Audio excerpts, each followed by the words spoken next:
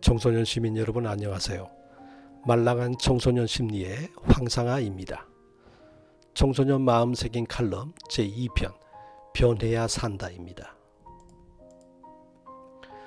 미국 남서부의 평화로운 어느 한 어촌에 갈매기들이 일시에 떼죽음을 당했습니다. 바다에서 물고기를 잡아 통조림을 가공하고 판매하여 생계를 이어가는 어촌이므로 갈매기의 떼죽음은 그 마을 사람들에게는 엄청난 충격이 아닐 수 없었습니다. 왜냐하면 오염된 바다에서 자란 물고기를 먹은 갈매기들이 떼죽음을 당한 것이라면 통조림을 만들어 파는 일을 그만두어야 할지도 모르기 때문이죠. 마을 사람들은 전문가들을 불러 모아 원인 규명에 나섰지만 끝끝내 직접적인 원인을 밝혀내지 못했습니다. 다만 새들의 죽음이 바닷물 오염 때문이 아니라는 사실만 확인한 채 조사를 끝내야만 했습니다. 그러나 시간이 지날수록 떼죽음을 당하는 갈매기들이 늘어났습니다. 이유를 알 수 없었던 갈매기의 떼죽음이 어느 한 학자에 의해서 그 이유의 전모가 밝혀졌습니다. 그 어촌은 통조림을 만드는 지역이므로 바다에서 물고기를 잡게 되면 몸통 부분은 통조림으로 가공하고 나머지 쓸모없는 머리 부분, 고리 부분 등은 대량으로 바다에 버려졌습니다. 그동안 갈매기들은 힘들이지 않고 사람들이 버리는 것을 먹으며 룰루랄라 편하게 지내왔던 것입니다. 그런데 쓸모없이 버려졌던 물고기 머리 부분 등을 다시 가공하면 훌륭한 가축용 먹이로 팔 수 있다는 사실을 알게 된 마을 사람들이 더 이상 물고기의 나머지 부분을 바다에 버리지 않게 되었습니다.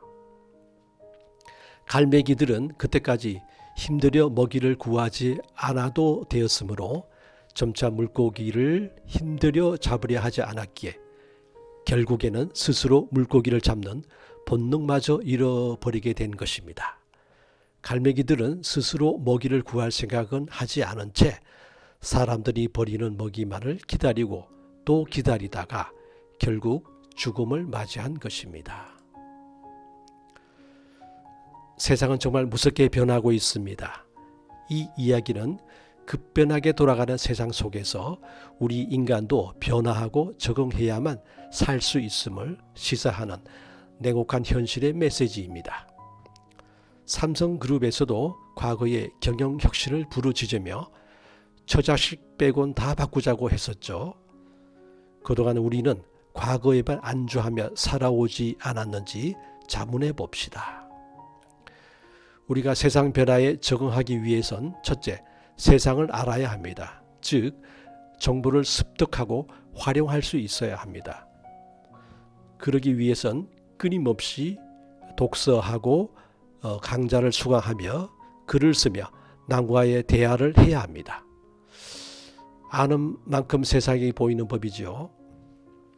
세상의 다양한 정보를 많이 습득하고 활용해야 지식과 경험의 장이 풍부해져 세상을 편견 없이 바라볼 수 있고 깊은 사고도 가능하게 됩니다. 둘째, 핵심 역량을 길러야 합니다. 조건과 환경의 변화에도 불구하고 능히 적응할 수 있는 자신의 잠재력을 찾아 개발해야 합니다.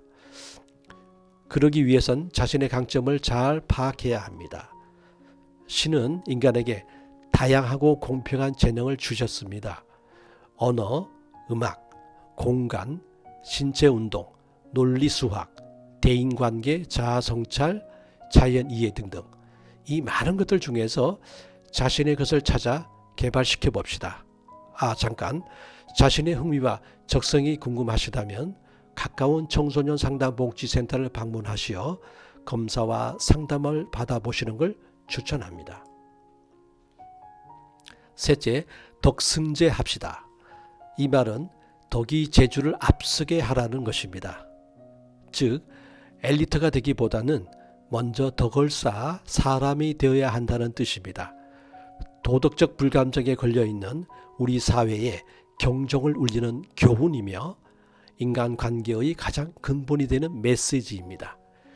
덕이 없는 재능은 사상 누각에 불과합니다. 새로운 변화를 수용하기 위해선 도덕적 재무장이 필요합니다. 특히 요즘 같은 세상에서는요. 세상은 계속해서 변화의 물길을 타고 도도히 흐르고 있고요. 우리 인간은 그 중심에서 변화의 물줄기를 막고 있습니다. 갈매기의 죽음은 변화를 슬기롭게 수용하는 자만이 내일을 기약할 수 있음을 알려주고 있습니다. 변화 없이 미래는 없는 법입니다. 지금까지 시청해 주셔서 감사합니다. 청소년 시민들의 삶에 도움이 되셨다면 구독, 좋아요, 알림 설정 부탁드립니다. 지금까지 말랑한 청소년 심리의 황상아였습니다.